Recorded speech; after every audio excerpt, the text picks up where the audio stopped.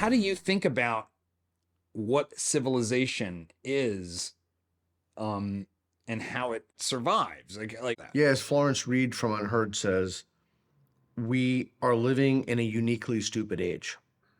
This is a uniquely idiotic age. So I think about civilization. I think about what Thomas Sowell said about civilization, this idea that conservatives want to conserve the civilization. They want to conserve elements of the society that enable people to flourish, that help people to live the kind of lives they want.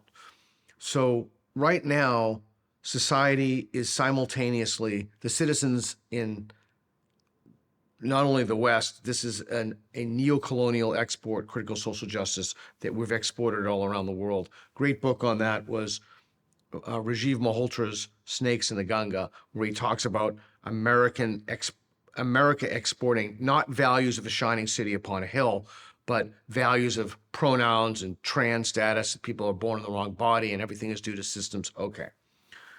So what does it mean to conserve society? And is there anything worth conserving? Well, the first order of business is you have to have some fundamental starting points. You have to have some first principles. We have a really good, in the United States, we're very fortunate, we have basic freedoms, freedom of assembly, freedom of the press, freedom of speech. But increasingly, those are under attack. I think since I've started this journey, one of the things that I've learned is the most fundamental and perhaps important freedom is cognitive liberty. You're Catholic, I'm an atheist. It is absolutely vital that you have the right to believe what you want to believe about, the transubstantiation or whatever it is that you want to believe. In the same way that we shouldn't have... It's a good deep cut. I appreciate it. Transubstantiation. Well, I don't know what my first thought was Jesus walking on water, but okay.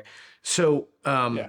Even better, that a piece of bread becomes the actual body and blood. Yeah, well, that's why I thought of it, because it's the most crazy thing I could think of. But it's a crazy sounding thing. Yeah, not just sounding. But anyway, so even in that right there, which was important, is that, and this is one of the things we've lost. Like, I gave you a little dig, you took it in a good way. Nobody's ending their friendship. Nobody's like storming out of here. Like, that should be, we all have to live together in a society, right? We all have to get along with each other. And, we know each other a little bit. So I can rib you about that, or you can rib me about, I don't have enough faith to be an atheist, or, whatever it is. But I don't take these things personally. But we have taught generations of kids now that being offended is a virtue, that you should be offended, that if you're not offended, that you're a bad person. It's a kind of virtue signaling, and it's virtue signaling by proxy. I'm offended that you've said something to him, even though he's not offended. I'm offended on behalf of him. No, we got to let this whole offended thing go. This is a civilizational toxin, because that prevents discourse and dialogue. But again, the problem is we have people running around who simply don't believe in discourse and dialogue. We have people who are actively fighting against our institutions and the ability for us to retain our speech rights, our cognitive liberties, our freedom of assembly, our freedom of press, even our Miranda rights, oddly enough. So the question is, what does it mean to be in a civilization? My answer to that question would be to uphold the liberties that all of us are afforded. And in order to do that, we have to have some basic consensus on how we should behave in the public square, how we should live our lives. In Portland, I moved out of Portland, they ripped down the Abraham Lincoln statue.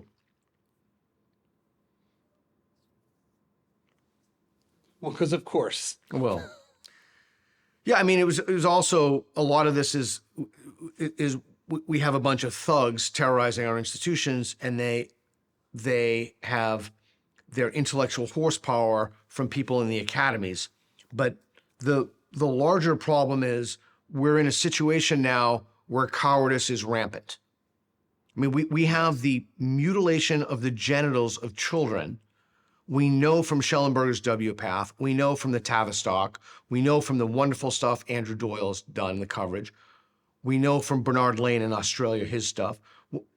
we know that this is grotesque.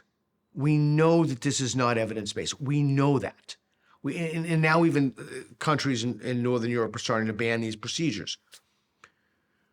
But we have had an epidemic of cowardice. People were cowardly. They didn't speak up. Children who suffered from gender dysmorphia, children who are now lifelong medical patients.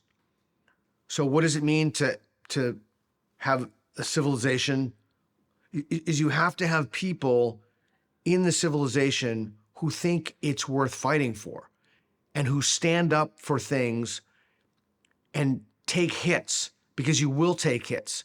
You'll take hits on social media. You'll take hits from your friends. I can't tell you how many friends I've lost. You have to get beyond the epidemic of cowardice. You have to not be a coward. You have to stand up and fight when something is clearly false.